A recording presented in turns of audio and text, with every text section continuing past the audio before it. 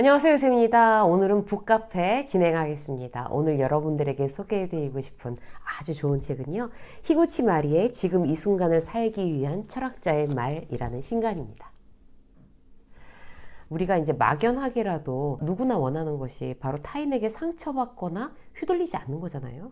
정확히 그 방법을 이야기하고 있는 책인데, 철학자들이 인간관계에 관해서 한 주옥 같은 명언들이 많이 들어있어요. 자꾸 곱씹게 되는 그런 좋은 문장들이 아주 많이 기록되어 있어서 저도 이렇게 막 노트에다 계속 필사하면서 읽었거든요. 인간관계로 고민하는 사람들을 위해서 철학자들의 어떤 뛰어난 지혜를 바탕으로 세상과 인간의 본질에 접근하여 삶의 단계를 높이는 방식을 이 책에서 자기 강화라는 용어로 소개하고 있습니다. 자기 강화는요, 재능을 살리고 사랑받고 행복하게 성공하기를 가능하게 한다고 해요. 굉장히 이렇게 솔깃하지 않으세요? 자기 강화에 대해서 관심이 이제 점점 더 많아지실 거예요. 그리고 당신이 빛남으로써 주변을 빛나게 하는 인생을 만든다. 저는 이제 이 문장이 너무 좋았어요. 많이 위로가 되고 동기부여도 되고.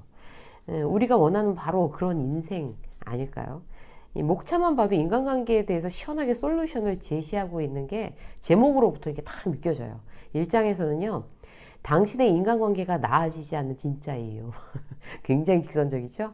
2장에서는 내 인생의 감독은 나. 3장에서는 나를 사랑하는 것이 모든 관계의 시작이다. 이렇게 해서 총 5장으로 엮여 있습니다. 오늘은 그 중에서 2개의 챕터를 여러분들하고 함께 나누도록 하겠습니다. 첫 번째, 인생을 망치는 가장 빠른 방법, 실망 예방선. 즐거웠던 기억이나 기뻤던 일보다 믿었던 사람한테 이제 배신당하는 거, 뭐 힘들고 상처받은 경험, 이런 게 더 강하게 우리는 기억에 남아있죠. 잃어버리거나 거절당하고 상처받기를 피하려는 거 나만의 문제가 아니라 모두의 문제라고 작가가 얘기하고 있습니다. 그래서 이게 많은 사람들이 어떻게 생각하냐면 나중에 실망하기보다 차라리 먼저 실망해서 상처를 받지 않으려고 한다. 여러분들 막 찔림이 있지 않으세요? 우리도 이제 그런 경우들이 있어요. 이걸 작가가 실망 예방선이라고 부르기로 했어요. 여러분한테도 실망 예방선이 있으세요? 상처받지 않기 위해서 먼저 마음을 이렇게 탁 닫아버리거나 부탁할 때 상대가 이렇게 막 싫어하는 표정 그거 보기 싫어서 아예 부탁을 처음부터 안 해버리거나 실패하는 게 싫어서 처음부터 행동으로 옮기지 않거나 거절당하면 상처받을 것 같으니까 아예 뭐 제안이나 권유조차 하지 않는 거. 사실 이런 거 많죠. 예전에 이제 제 지인한테 이런 얘기를 들은 적이 있어요. 제 지인이 상황이 너무 안 좋아져서 돈을 빌려야 하는데 돈 빌려달라는 얘기 하기 쉽지 않잖아요. 정말 가족한테라도. 그래서 이게 다 핸드폰을 들고서 너무 답답한 마음에 누구한테 빌려달라고 할까? 이렇게 리스트를 봤대요. 핸드폰에 있는 이제 아는 사람들.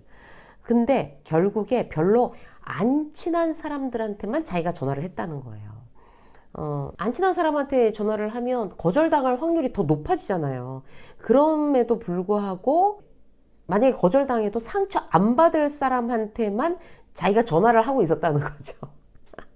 친한 누구한테 말했다가 거절당하면 너무 상처가 될 테니까. 예, 그런 얘기를 나중에 하는데 그게 너무너무 공감이 되더라고요. 직장에서도 마찬가지예요. 동료한테 도와달라고 그러면 싫어하겠지. 이렇게 생각해서 말도 안 해보는 경우 여러분들 직장에서 많으시죠? 사람들은 이런 것처럼 무의식적으로 실망 예방선을 긋고 있대요. 작가는 그래서 이렇게 제안해요. 그렇게 행동의 폭을 좁히는 대신 실망해도 괜찮아 라고 말하는 나를 키워보는 건 어떨까? 라고 작가가 제안하고 있습니다.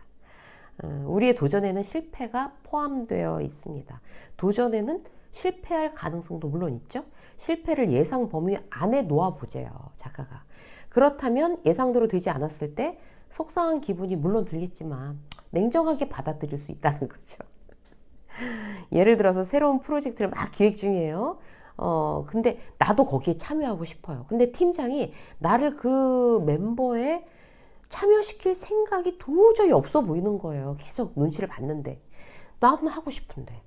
그러면 나도 넣어주세요 라고 말했다가 거절당하는 게 두려워서 말조차 안 하는 게 나을까요? 거절당할 거 각오하고 말하는 게 나을까요? 말해야죠. 어쩌면 팀장이 나는 김대리가 너무 바빠서 이것까지 하라고 하면 힘들어할까봐 말 못했지 이러면서 반가워할 수도 있어요. 또는 적극적인 사람이라고 오히려 좋아하게 될 계기가 될 수도 있어요. 근데 글쎄 나는 김대리는 이 프로젝트에 안 맞는 것 같은데 적임자라고 생각하지 않아. 이렇게 얘기하면 나는 물론 상처받겠죠.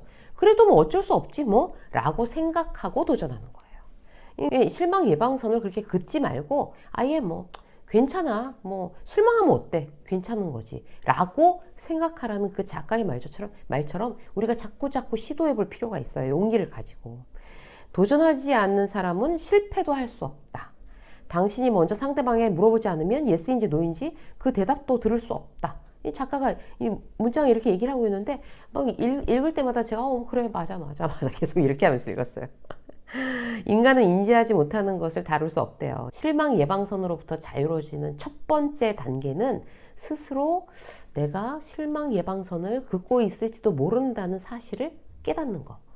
거기서부터 우리는 새로운 인간관계를 만나게 될 수 있다고 합니다. 자, 오늘부터 실망해도 괜찮다라고 생각해 보시자고요. 용기가 필요해요. 그 용기를 대가로 더 좋은 새로운 인간관계를 만날 수가 있습니다. 두 번째 챕터, 관계를 망치는 말의 패턴. 우리가 이제 관계를 망치는 말 많이 하죠, 사실. 니체는요, 이 세상에 진실은 존재하지 않는다. 해석만이 존재할 뿐이다. 라고 얘기했다고 해요. 이 세상에 진실이 있다는 착각이 일어나지 않아도 될 문제를 일으킨다고 해요. 인간관계를 꼬이게 만드는 그런 원인이 된다고 합니다. 어제 이제 상사한테 어떤 얘기를 들었어요. 저 사람은 어떤 면이 있지 않아? 이렇게 평소 당연하게 하고 있는 대화를 우리는 그걸 진실이라고 생각하고 있잖아요. 그죠? 근데 니체는 이것은 진실이 아닌 해석일 뿐이다 라고 말했다고 합니다. 세상에는 정답이 없다. 확실히 똑같은 상황을 겪어도 그것을 어떻게 받아들이는지는 사람에 따라 다르다 라고 작가가 얘기하고 있어요. 이 부분에서 우리도 충분히 공감하고 있죠.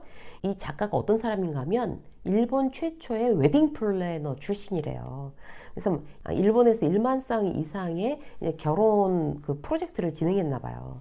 근데 이제 작가가 웨딩 플래너로 일할 때 신세를 지고 있던 거래처 사장 딸 결혼을 이제 맡게 됐다고 해요. 그러니까 이분으로서는 굉장히 VIP죠. 근데 그 딸 의견이 뭔가 하면 모두가 돌아다니면서 교류할 수 있는 즐거운 결혼식을 하고 싶다라고 자기 의견을 얘기했대요. 그러니까 친구들은 서서 음식을 먹고 막 이렇게 돌아다니면서 뭐 샴페인잔 들고 다니면서 막 얘기하고 서로 몰랐던 친구들도 막 소개받고 이런 거 있잖아요. 막 즐겁게. 연로하신 가족과 친척들은 그냥 당연히 앉아서 식사하시게 하고 싶다라는 이제 그런 얘기를 이제 했대요. 그런 걸 요청한 거죠. 지금까지 받아본 적 없는 결혼식이었다고 합니다. 그런 얘기를 한 예비 신부는 없었나 봐요. 그래서 직원 2명한테 이 고객을 당신이 담당해 줄 수 있어요? 라고 이제 물어봤대요. 두 직원 중에 한 명 A라고 하면 A는 그 얘기를 듣자마자 와 재미있는 고객이네요 라고 얘기를 했대요. 근데 B는 귀찮아 보이는 고객이네요. 손 많이 가겠는데요? 라고 얘기를 했대요. 똑같은 얘기를 설명했잖아요, 작가가. 근데 두 사람의 반응은 완전히 정반대였다는 거예요. 그렇다면 이 고객은 실제로 재미있어 보이는 고객일까? 아니면 귀찮아 보이는 고객일까? 질문하고 있습니다. A에게는 재미있어 보이는 고객이 진실이고 B에게는 귀찮아 보이는 고객이 진실이라는 거죠. 작가는 어떤 선택을 했을까요? 여러분이라면 누구한테 일을 주시겠어요? 네, 당연히 결혼식을 A한테 맡겼대요. 많은 사람들은 사건이 인생을 결정한다고 생각한다. 좋은 일이 생기면 인생이 좋아지고 나쁜 일이 생기면 인생이 나빠진다고. 하지만 이 작가는 어떻게 했어요, 여러분? 둘한테 똑같이 얘기했고 일을 갖다가 누구한테 맡길지 말지 결정하는 것은 그 사람들의 해석을 듣고 이 사람이 맡긴 거잖아요. 그 이후에도 중요한 고객은 A에게 부탁하는 일이 많아졌다고 합니다. 즉 인생을 결정하는 것은 사건이 아니라 그 사람의 해석이라는 거죠. 너무나 공감되시죠, 여러분? 이 세상에 진실이 있다라는 마인드는 자신과 상대방의 의견이 다르다는 말을 한쪽은 옳다, 다른 한쪽은 틀렸다라고 이해한다는 거예요.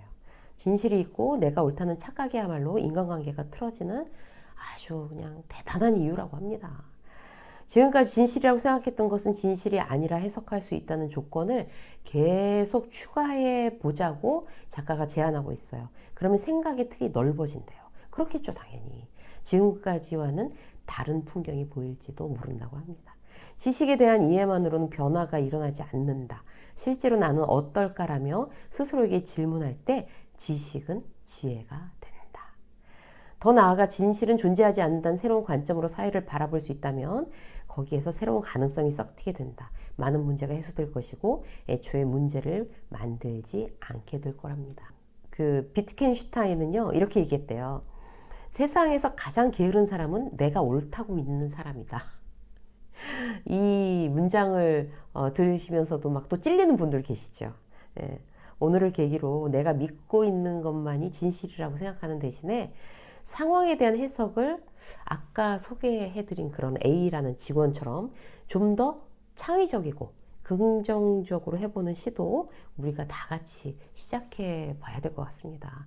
분명 인생의 긍정적인 결과로 나타난다는 거죠. 이 책은 내용 전체가 오늘 소개해드린 것처럼 철학자들의 지혜, 그 지혜를 우리의 일상에 현실적으로 대입하는 방법을 아주 구체적으로 설명하고 있습니다. 좋은 관계와 인생을 위해서 여러분들에게 일독을 강력하게 추천드립니다. 유쌤의 북카페 오늘 여기까지 하겠습니다. 고맙습니다.